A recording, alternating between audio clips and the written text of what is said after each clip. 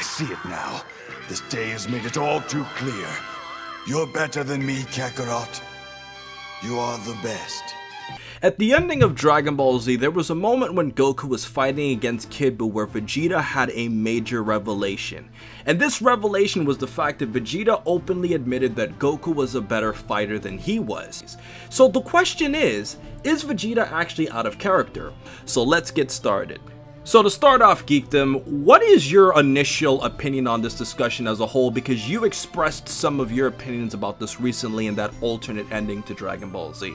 Well, you're referring to the fact that Vegeta, at the end of the series during Goku's fight with Kid Buu, comes to terms with the fact that Goku is number one. He states that Goku is the number one fighter and that Vegeta has struggled for so long to surpass him and to defeat him and actually at some points kill Goku, take his life. And at the end of the series, he realized that Goku was the top dog. But in the first episode of Super, we have scenes where Vegeta, and in the second episode, where Vegeta is really contemplating surpassing Goku and getting a little salty at the fact that he was the one that beat Kid Buu, even though I feel like it was more of a combined effort. And at the end of the Kanzenban manga, Toriyama rewrote it so that Vegeta says, I'm going to continue to try to surpass you. I can understand people not liking that because they feel like it somewhat undercuts Vegeta's character arc at the end of the Buu arc, but I would disagree. I don't hate that at all because, number one, he can change his mind.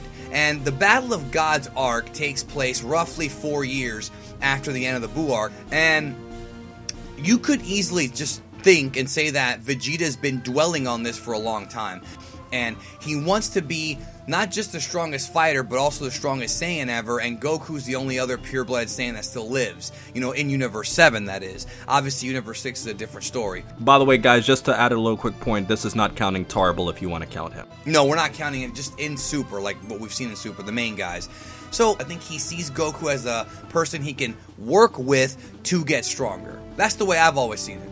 Wow, I think you make a lot of amazing points there, Geekdom, and if I were to talk about Vegeta saying that in the first place, I've always thought ever since I was a kid that it was Super Saiyan 3 that really opened up Vegeta's eyes to Goku, because if you go back to the whole Majin Vegeta thing, you know, he and Goku were fighting toe-to-toe when Goku was Super Saiyan 2, and, you know, Vegeta thought that with Babidi's power that he had closed the gap between him and Goku, but despite that, Vegeta now sees in the afterlife that after all of this time that has passed, Goku can still completely surpass Vegeta with Super Saiyan 3. So it's like all this time he thought he had closed the gap, that he had done everything in his power to approach his rival. He's still on a completely lower level than him. And I think that's one of the reasons why during the Kid Buu fight he had that revelation, because he's looking at himself, he's like, I can't even fight against this creature, whereas this guy can. Well, but Geekdom, there's something that I want us to go all the way back to Dragon Ball Z for here that a lot of people haven't discussed except for Black and Fist. Who? Who is that? There was an That sounds like a YouTuber from many moons ago, bro. Throughout the Dragon Ball series and from Vegeta's childhood all the way to Vegeta's adulthood, he was weaker than a lot of Frieza's top tier henchmen like Kui, Zarbon, Dodoria, the Ginyu Force and such, besides Guldo of course. Right. And the interesting thing is that it seemed like Vegeta was more complacent with whatever power he had prior to all of the battles on Namek, and that's a really interesting thing. Because what it is that he comes from a culture that is entirely based on numbers and your battle power when you're born. And I think that what it is that when he realized that a lower level Saiyan, one that was said to be a cast-off, one that was said to be a jabroni, when he realized that Goku was able to surpass him tremendously with or without the Kaioken and was able to at least compete with him on Earth, he realized, okay, these numbers are all bullshit. Like, the whole power levels are bullshit meme. That's pretty much what it is. He knew that just because you rate my power level at birth does not mean that I cannot train and get stronger. It's nature versus nurture in its best form. So that's the story. That is the story, is that he pretty much realized, okay, if this low-level Saiyan on Earth can surpass me, what am I capable of? You know, he's thinking, you know what, I'm going to surpass all of them. And he did eventually. And it's all because of Goku. I think that's really the main revelation of that character, that he realized that those battle powers when you're born mean nothing when you can train and get stronger. Right. And I think if there's one more thing we need to add to this video here, Geekdom, it would have to be GT. So I think Dragon Ball GT is a very interesting conversation to compare to Super, because looking at GT Geekdom, it seems like Vegeta was way more accepting of Goku being #1 as opposed to Super. So Super is keeping the rivalry more alive, but in GT it seems like Vegeta isn't really motivated to really surpass Goku until he decides to become a Super Saiyan 4 late into the Shadow Dragon arc. So it does seem like GT was trying to make Vegeta more in character to the ending of Z than Super is, which is kind of weird. That's a great point, though, and I totally agree with you. Remember, they were writing that back then, and Toriyama had not yet written the Kanzenban ending. He had not yet given the story notes to the writers of Super, both Toyotaro and Toei, that Vegeta was going to keep going with his little quest to surpass Goku.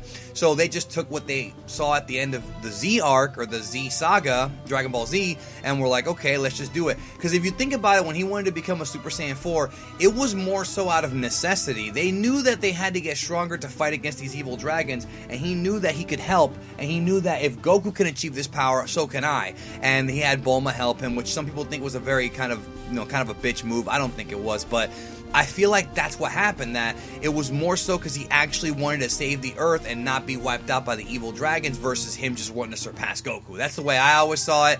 And it does fit better with the end of Z. I mean, it totally does. You can't even argue that.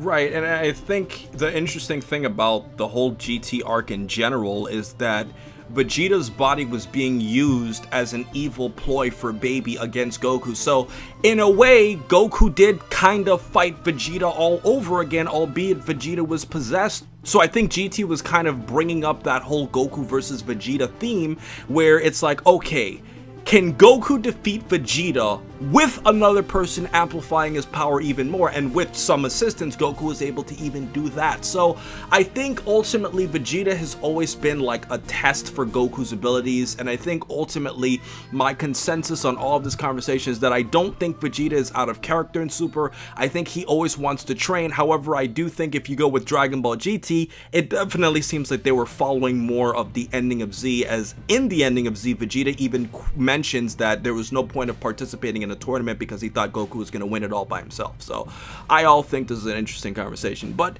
what are your final thoughts on this, Geekdom? No, I love this conversation. Like I said, if people don't like it, I mean, that's fine. I think it's fine that Vegeta... It's a different Vegeta, dude. You can't sit here and tell me Vegeta's got no development when Vegeta's much more of a family man in Super. The way he reacted when his daughter was born, you know, so many different things that lead me to believe that Vegeta has evolved as a person, but he still has pride, he still has ego, and he still has a willingness to get stronger because... much like GT Vegeta, he also, I think, believes that they might need his help, you know, not just in the tournament of power going on now, but whatever threat may come to them.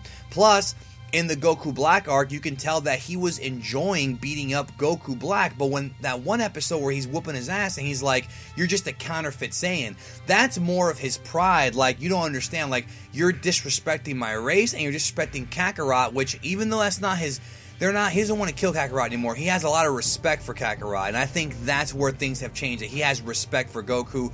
People have to realize that, man. That's the way I've always seen it. That's the way I think Toriyama intended it to be seen. That's in my opinion. Absolutely, bro. And if I were to add one more point here about GT, I think the proof of Vegeta's rivalry burning with Goku is the fact that when Super 17 showed up and everybody was getting wrecked, there was that scene where Vegeta was angry that people were shortcutting him and just wanting to fight against Goku and kind of making it look like he was secondary to Goku, which he was. But, you know, the fact that his pride is still high enough that even if he's weaker than Goku, he's always going to want to continue pushing. So ultimately, I think Vegeta's not out of character. I'm pretty sure Geekdom agrees, and check out my bro Geekdom in the description. I'm going to be posting a link to his channel so you guys can check him out. And in addition to this, also check out Geekdom's video on Dragon Ball's alternate ending, where you see him actually break down the difference between what originally happened in the manga and the Kanzenban changed by Toriyama many years later. So it was a great video, and I'm sure you guys will appreciate that. So with everything else said, please remember to rate, comment, and subscribe.